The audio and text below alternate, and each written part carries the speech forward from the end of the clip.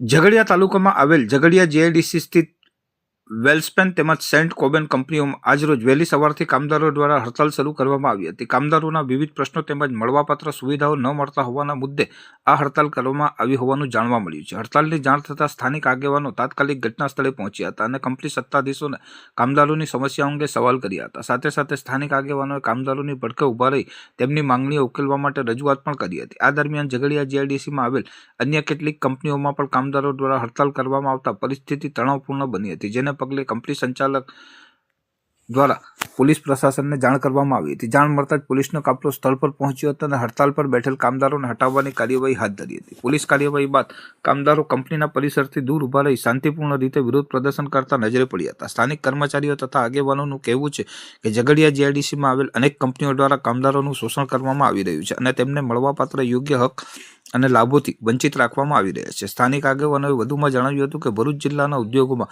લાંબા સમયથી કામદારોની હડતાલો ચાલી રહી છે, છતાં સમસ્યાઓનું કાયમી સમાધાન થતું નથી.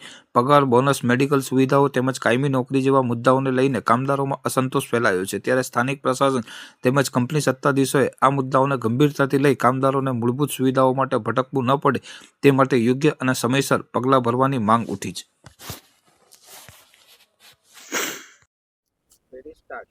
જય હિન્દ, જય ભારત.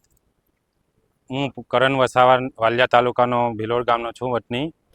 આજ રોજ અમે વર્કરોના મુદ્દાઓ માટે આંદોલનની ચીમકી આપી છે કંપનીને. તો અમારો મુદ્દાઓ છે કે અમારી સ્થાનિક લોકોને શોષણ થાય છે ને અમારી મુદ્દાઓ મેડિક્લેમ છે, ટ્રાવેલિંગ છે. અમારી રિક્લેમેન્ટ છે કે વર્કરોને નાઇટ શિફ્ટ કરીને જાય, વર્કરોને ભટ્ટો મળવું જોઈએ 25,000 થી 30,000 રૂપિયા, એ મુદ્દો અમારો છે.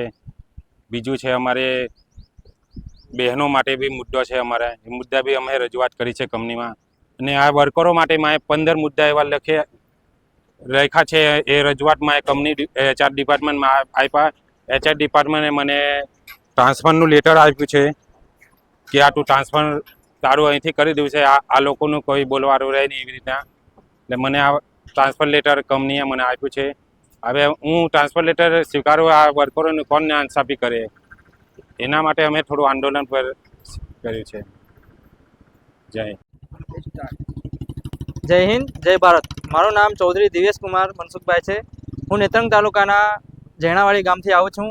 હું છેલ્લા 2 વર્ષથી સેન્ટ ગોબિન કંપનીમાં કામ કરું છું અને આટલે 2 વર્ષમાં મેં જોયું એટલી પ્રોબ્લેમ છે કે આદિવાસીઓને બહુ શોષણ થાય છે. કેમ કે જેથી કે અમારા લોકલ છે, અનલોકલ છે, એ લોકો વચ્ચે બહુ ભેદભાવ થાય છે.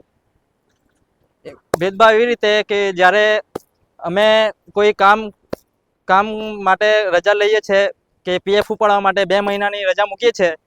PF ઉપાડ્યા બાદ જ્યારે અમે કંપની પર આવીએ છીએ ત્યારે આ લોકો અમને લેતા નથી. જ્યારે નોન લોકલ ગામ જાય છે એ લોકો, ત્યારે એ લોકો 2 વર્ષથી આવે છે, 3 વર્ષ પછી બી આવે છે, તો પણ એ લોકોને લઈ લે છે. આ અમારા આદિવાસીઓનું શોષણ થાય છે, સ્થાનિક લોકોનું શોષણ થાય છે. હવે તમે કોન્ટ્રાક્ટ પર કામ કરો છો કે કંપની થ્રુ છે? અમારો કોન્ટ્રાક્ટમાં કામ છે, કોન્ટ્રાક્ટમાં કામ કરીએ છીએ. એમાં પણ CPPL કોન્ટ્રાક્ટમાં અમે કામ કરીએ છીએ અને CPPL કોન્ટ્રાક્ટમાં પણ પેટા કોન્ટ્રાક્ટ પડ્યા છે. એમાં અમે કામ કરીએ છીએ. અમને CPPLમાં પણ નથી કામ કરવા. આ બાબતે તમારે કંપની સત્તાધીશો સાથે વાત થઈ છે? પહેલાં આજથી અમે 6 મહિના પહેલાં પણ આ રીતના અમે અવાજ ઉઠાવ્યો હતો, લેખિત પણ આપ્યું હતું, પણ એ લોકોમાંથી કોઈ જવાબ આવ્યો નથી આ બાબતે. થોડું ઘણું પૈસા અમારે પગાર વધારામાં ખાલી 5% જેટલો વધારો કર્યો અને અમને પટાવી ખાધા એવું.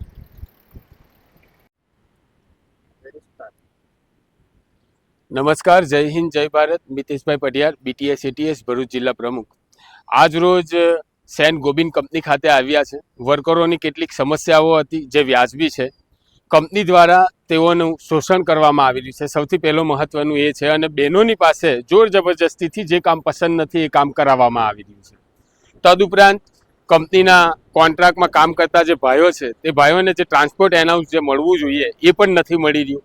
તદુપરાંત બીજા ઘણા એ લોકોના મેડિકલ સ્વાસ્થ્યને લઈને પણ પ્રશ્નો છે. જે પ્રશ્નોની આજે અમે રજૂઆત માટે આ કંપની ખાતે આવ્યા હતા. કંપની મેનેજમેન્ટને છેલ્લા 11 વાગ્યાથી અમે લોકો સમય આપ્યા કરીએ છીએ, પણ કંપનીના મેનેજમેન્ટનો એક પણ જવાબદાર વ્યક્તિ અહીંયા આવીને વર્કરોની જે પ્રશ્ન છે એ સાંભળવા માટે રાજી નથી. આજે મારે ખાસ જિલ્લા કલેક્ટરનું આ બાબતે ધ્યાન દોરવું છે, નરેન્દ્રભાઈ મોદીનું પણ ધ્યાન દોરવું છે. સાહેબ 2 કરોડ રોજગારી દર વર્ષે આપવાની વાત કરી હતી, યાદ છે કે ભૂલી ગયા? આજે રોજગારી મળે છે તો આવી લોકોનું શોષણ થઈ રહ્યું છે, સ્થાનિક લોકોને પ્રાથમિકતા નથી મળી રહી, સ્વમાનથી કામ નથી કરી શકતા કંપનીની અંદર, જાત જાતના ને ભાતભાતના શોષણો ઝઘડિયા જીઆઈડીસીની અંદર થઈ રહ્યા છે.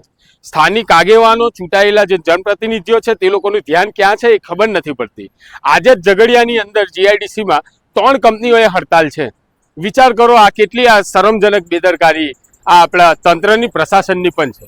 મારી જિલ્લા કલેક્ટરને ખાસ વિનંતી છે, આવતીકાલે આ તમામ વર્કરોની સાથે અમે ભરૂચ જિલ્લા કલેક્ટર ખાતે આ આવેદનપત્ર 12 કલાકે આપવા જવાના છે, જેની અંદર વર્કરોના 15 પ્રશ્નો છે, જે પ્રશ્નોની માંગ સાથે અમે આવેદનપત્ર પાઠવવાના છે. તો તમામ લોકો સાથ સહકાર આપે એવી અમે વિનંતી કરીએ છીએ. જય માતાજી.